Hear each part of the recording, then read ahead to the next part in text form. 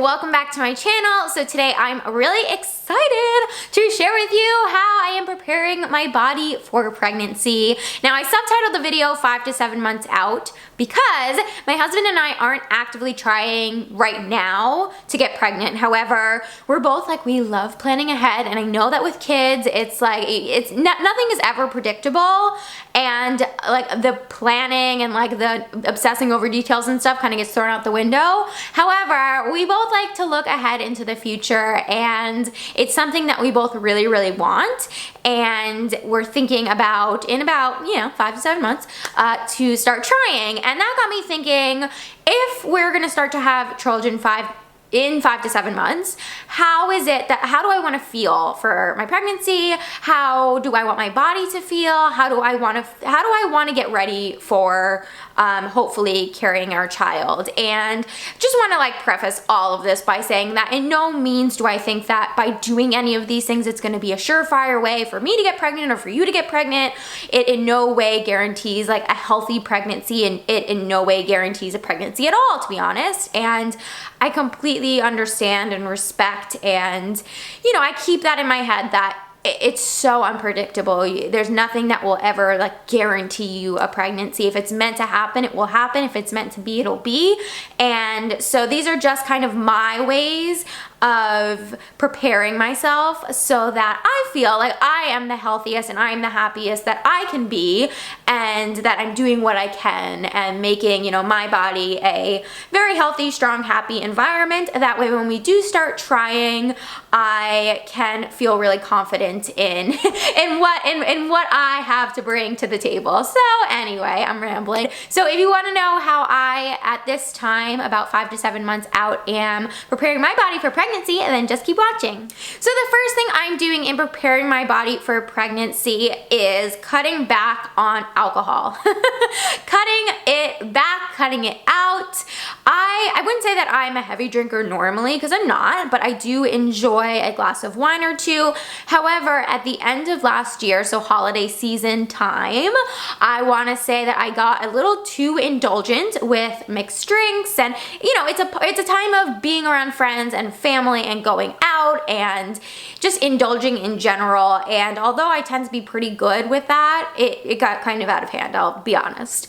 And so when January came, and this was like a conversation that came up between Jeff and I about wanting to try to have children this year at some point, I was like, if we're gonna do that, I have to cut back on alcohol, because one, drinking a lot is just not good for you in general, but two, I don't feel good. Like, I don't feel good when I'm drinking that much, when I'm having a drink a night. That's too much. Now I have maybe a glass of red wine like once a week or twice a week, depending on the week and how crazy it is. But I've scaled it down is the point of all of that, and I feel a lot better for it, and I feel a lot healthier for it. But that was like one of the first things that I wanted to address right off the bat when I knew that like I wanted to start preparing my body down the road for pregnancy. I was like, I gotta cut out the alcohol. The next thing that I'm doing in preparing my body for pregnancy is also scaling back on coffee. Now I know that there's like a lot of there's a lot of back and forth between like, is coffee good for you during pregnancy? Is coffee not good for you? Well, a decaf or not having 1 cup is fine.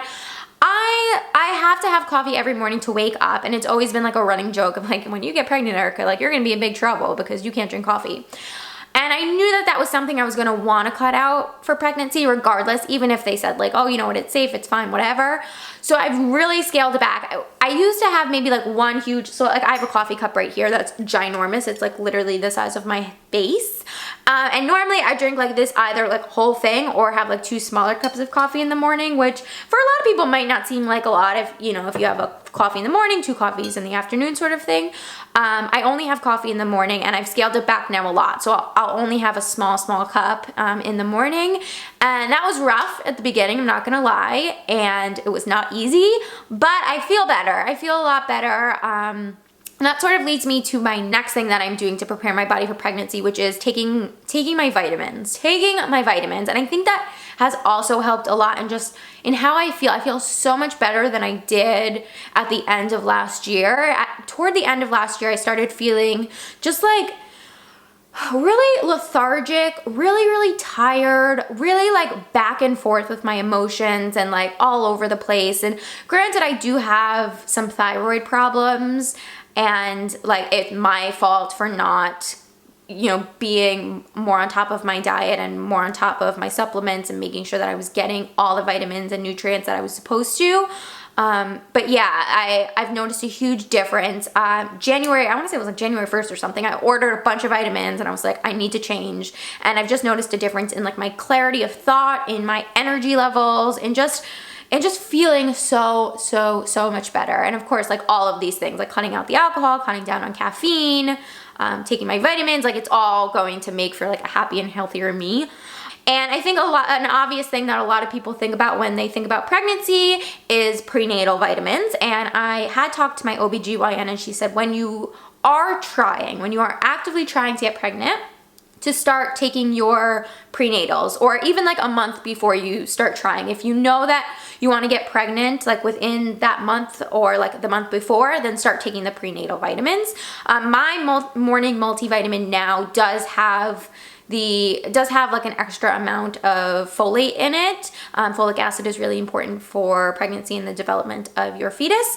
And so I feel good about that. And I just feel good like about getting my vitamins and my nutrients and just being like really consistent with it, which is 2 thumbs up. But yeah, so I'm gonna wait to take the prenatals until it's closer to the time where we wanna actively start trying. I think it's just important to know what it is your body needs.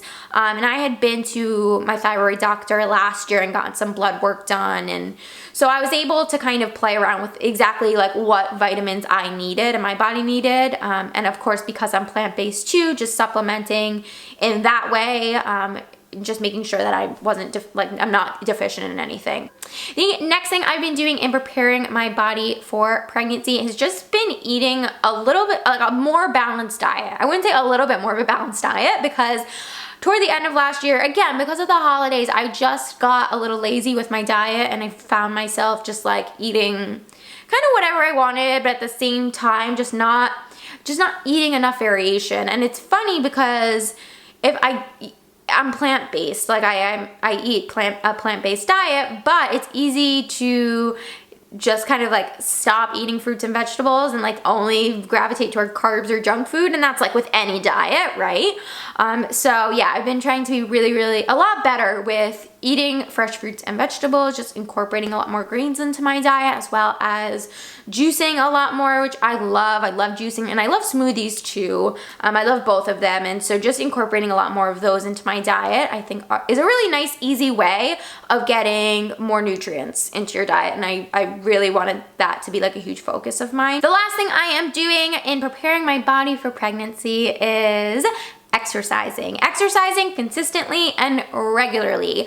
I say that with like, it's funny because I'm a Pilates instructor and a dancer, and so like being active is part of my daily life, but it's so easy, especially when you teach fitness and especially when you're a dancer, to kind of forget to like pamper yourself with exercise and to pamper yourself with doing certain exercises and staying healthy. And so yeah, I just really wanted to make that a main focus of mine going into this year, because I know me and I know my body, and I know that I feel my best when my body feels strong and healthy. I needed to get back into more of a workout routine, and you know, nothing crazy, nothing intense, but again, like I know my body, I know that I needed that in my routine to feel really good. And you know, I again, like you can never guess what type of pregnancy you're gonna have. You never know. But in my head, I have this like vision of me staying really strong throughout my pregnancy and really active. And I know from working with prenatal clients that you don't want to start a new exercise regime, and you don't want to start any sort of like new crazy exercise routine while you're pregnant. So it's important to start those things and to have those things become part of your daily routine beforehand. And I'm still doing abdominal exercises now. I haven't cut those out yet. However, I think I want to make another update about like 1 to 3 months out and just let you guys know if anything changed. But I think when we're about 1 month to 3 months away from like actively starting to try, give or take a few weeks, I am going to stop abdominal exercises. So of course, we don't want our abs to be too tight when we are pregnant because they have to stretch and they have to lengthen. And if they don't, they can start tearing on the linea alba and cause a diastasis. You're gonna get a diastasis regardless when you're pregnant because your abs are stretching so much. But if you are able to really assist in their flexibility and keep them really supple, then it's a little bit easier than afterwards. If you're keeping on your TVA exercises and pelvic floor exercises, then it's a lot easier to kind of get your abdominals to close back together after pregnancy. But that's a topic that's a discussion for a whole nother time, when I can make a whole video about that if you'd like, because again, that's something I work on with a lot of my prenatal postpartum clients. And so yeah, anyway, guys, that's how I am preparing my body for pregnancy. It's a really exciting thing. Even just thinking about it gets me so excited, and it's so interesting how we're always wanting to get healthier and wanting to get stronger, but there's such a different intention behind it when you know that, you know, you're doing it so that you feel better, but you're also doing it because you want to be able to carry a baby, and you want to be able to carry your baby, and you want your baby to be able to live in the happiest and healthiest environment it can. And so yeah, it's really exciting to think about, and I really wanted to share it with you. So definitely leave me a comment down below. I love all things prenatal. I love all things postpartum. And so let me know if there were any things that you did before you knew you were pregnant that you think helped you along your pregnancy, or anything that you did during pregnancy that you feel really helped kind of keep you as healthy and happy and strong as possible. I'm sending you guys so much love. Thank you for watching. As always, don't forget to subscribe, and I'll talk to you really soon. Bye, guys.